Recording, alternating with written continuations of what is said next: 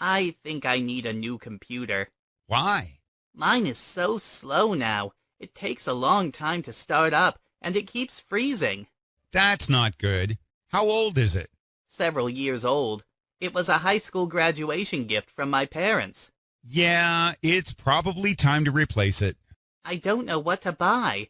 There are so many different models these days. You should go to a computer store and ask about the different kinds. That's a good idea. Do you want to go with me? When? I have to work today. Can you wait until tomorrow? Sure. I have to work until 5 p.m. tomorrow. Can you go around 6 o'clock tomorrow evening? Yeah. Let's meet at your place at 6 p.m. Okay. I'll do some research on computers tonight.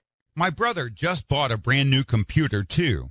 I can ask him if he likes it. That would be great. See you tomorrow around 6 p.m.